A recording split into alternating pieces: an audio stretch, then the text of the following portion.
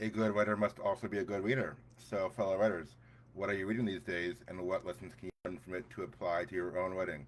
I usually ask you that question about once a month because I've been reading about one fiction book a month. I also read some nonfiction books, one ish a month, and they're not always directly related to creative fiction writing, so I don't talk about that as much on here.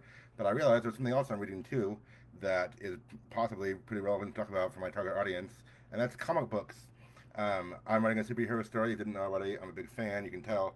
Um, and they talk about you want to keep up with things that are in your genre and read things that are in your genre. I mean, I've been reading comic books for a lot longer than I've been writing a superhero novel. So I mean, that's I mean only one reason why I'm keeping up with it, but it is a good reason, an important one. Um, the chair keeps falling down. Anyway, here we go. Um, so it occurred to me, even though I just did a book review last week of a recent book I read, um, I want to talk about comic books too because some of you have read them. I mean, maybe not all. Some of you might be wanting to get into them, or asking more questions about superheroes and and because they're popular these days. Maybe not as popular as they were 5 years ago. Now that Marvel, the MCU seems to be on the decline, but that's neither here nor there. And it just seems like that's another place of untapped potential for creative inspiration sometimes. So here we go. Today I'm going to talk about the X-Men comics by Jonathan Hickman. Okay, first of all, I'm going to say I'm behind on the comic book world. There's so much to keep up with, so much to read. If I'm trying to read it all, if I'm trying to keep up with Marvel and DC, the major events in a semi-consistent order, I'm like way behind. I'm reading stuff that came out like 4 years ago. Okay, I have a subscription to Marvel Comics online, and I've been reading those almost entirely online. I don't buy physical comics anymore because it's just kind of a money pit. So I'm reading stuff that came out like 4 years ago. So if anyone's current, sorry. Yeah, this is not it. And it is hard to keep up with, which is also why I've at times thought about how long can I keep sustaining this? How long can I keep trying to keep up with this? But again, if I'm trying to read, if I want to stay current and kind of know what my competition is as a superhero writer, as they were as it were, I want to keep reading comics. And I'll be honest, I still enjoy them. That's the main reason I read it. Some more than others. Not all of them are good. Um, it's just different writers have their strengths and such, and different storylines and different periods have their strengths and weaknesses. But I still enjoy it. And I'm still curious. I've kind of been attached to these characters my whole life, and I'm still curious to see what happens to them. So anyway, okay, Jonathan Hickman is a great writer who's done stuff, I guess, primarily from Marvel Comics. That's what I know him from. He has a way of creating these like epic plots, like I don't know. He builds up complex plots with a lot of moving pieces, and then he kind of just like blows your mind in the end, like like like with these climatic conclusions kind of things. I have called him the Christopher Nolan of comics, which I mean I love Christopher Nolan too, so that's kind of why I'm drawn to Hickman. He's written stuff. So this is all in the past, maybe 10 years ago, but he's written stuff. He's written for the Fantastic Four. He's written for the Avengers. Um, the the upcoming movie Avengers: Secret Wars. It's going to be Avengers 6. I think it's coming out in like 3 years supposedly. Um, that was based on a storyline by Jonathan Hickman. He wrote the 2015 crossover called Secret Wars, and then he took a break from Marvel for a while, and he's back. Well, again, when I'm reading it currently, he's back. He did the X-Men comics, and now I know he's doing a Spider-Man series, which I haven't read yet because again I'm way behind, but I want to read it, so that sounds really cool. So anyway, the comics that the X Men comics as Hickman's doing them, and I'm reading stuff from like 2020, so it's not current, but it's like there's he's writing the main X Men series, and I think maybe one or two others, but there's like 10 different teams of X Men, so they're written by all different people, but they're all intersecting. They're all kind of under the head of Hickman. So it's like there's X Men, X Force, X Factor. There's the New Mutants. There's Excalibur. There's a Wolverine solo series. There's a few different ones. I can't remember what all of them are. The Marauders, which is a newish one. Anyway, so they're all intersecting, and yeah, but like the main series of X Men is by Jonathan Hickman, and I think some of the others are too. And so he's kind of directing the plot there, and it's a really interesting story he set up. So I mean, I've heard other fans, in as much as I hear fans talking about comics, which is mostly online because I know it's a little niche. I mean, less niche than it used to be, but still, um, I hear the chatter online. I think these have been pretty well received by fans. So here's kind of the premise now. You know, after um, whatever decades of persecution by humans, mutants are still trying to live on their own.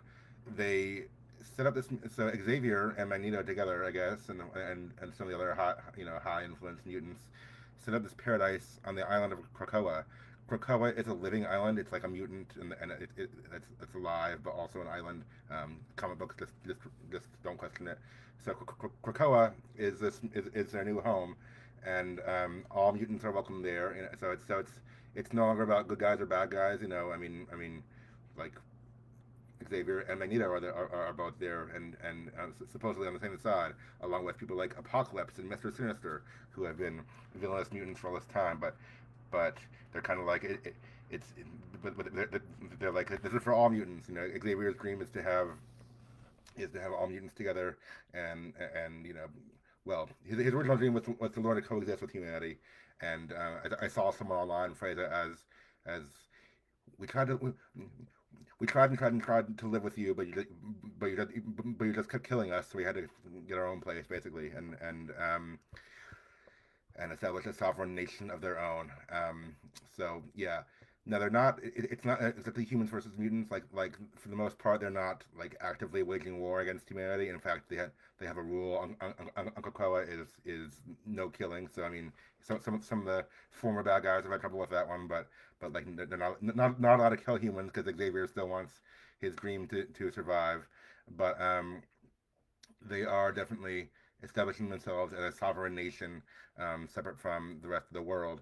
And it's kind of like they have things, and this is where I think it gets into morally questionable territory, which is always interesting for a story, but it's morally questionable. They have like some kind of like advanced technology, like science and medicine and stuff. I think that's I don't know, from some of their mutants can provide that, and just with all the comic book science that they have that, and they're willing to give it out to the world, but they're only giving it to those who recognize Krakoa as a sovereign nation of mutants.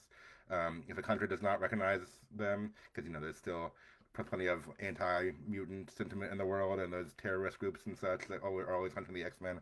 If a country doesn't recognize Krakoa as sovereign, they will not do business, and Krakoa will not give them technology or medicine or anything else. So kind of the idea is, I think Magneto articulated this at one point. It's like you guys who don't recognize us are gonna fall behind in the world.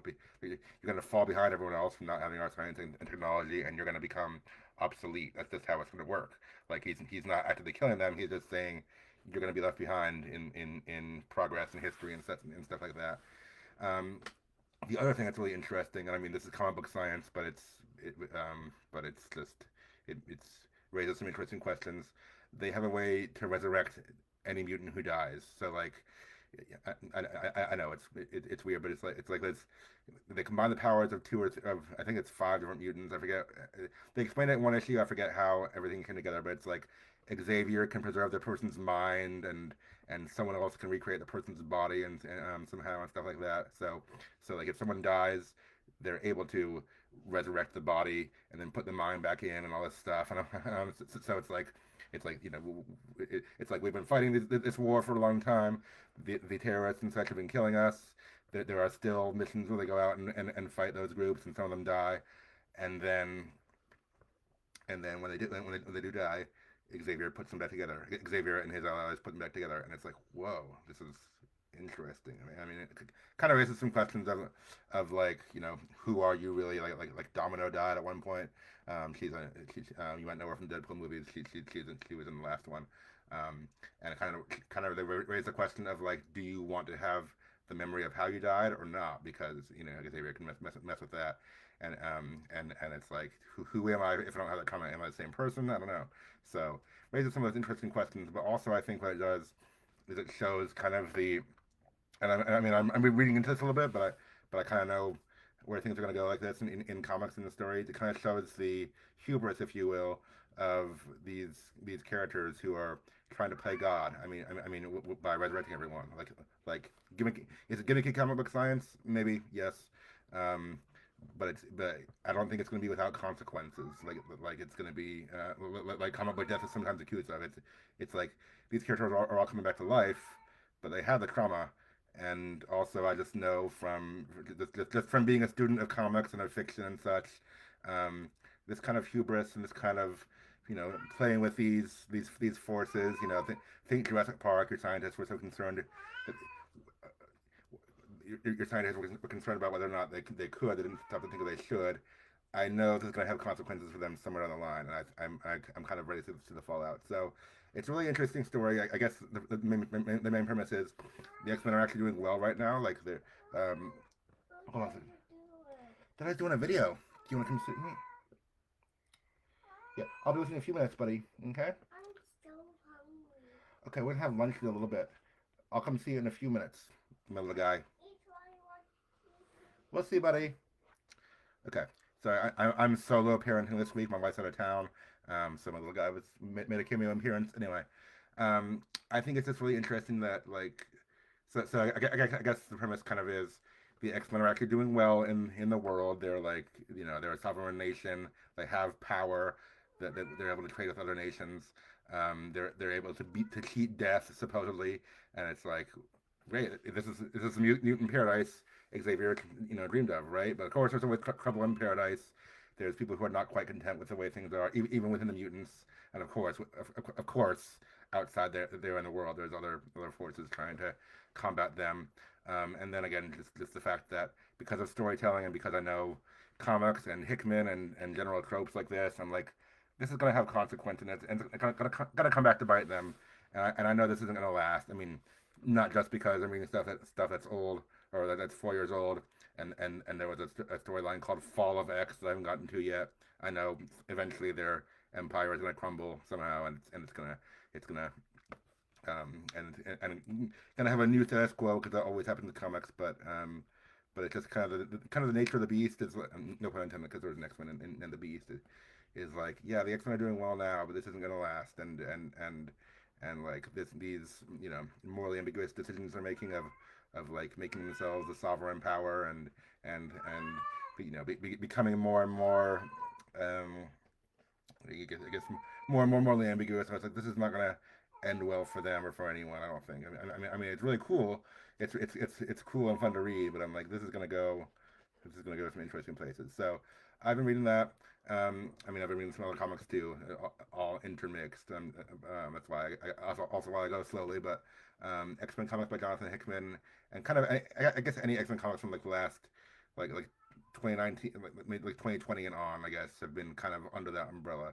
So yeah, but it kind of raises the question. Magneto is the classic example of the oppressed turned oppressor. His people were oppressed when he was young, both Jews and mutants, and now he's turned into the terrorist oppressor. Well, now Xavier is allied with Magneto and kind of, I mean, not exactly following Magneto's methods, but kind of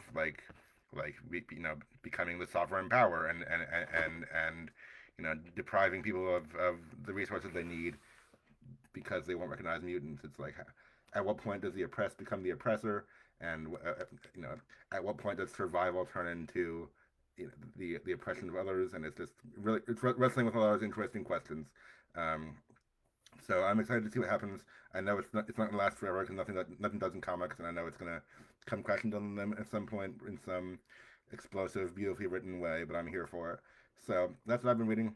X Men comics by Jonathan Hickman from the past 3, 4-ish years or so. So if you want to go check those out, I mean, look for them in your bookstore or local library. Local library is always a good place to look.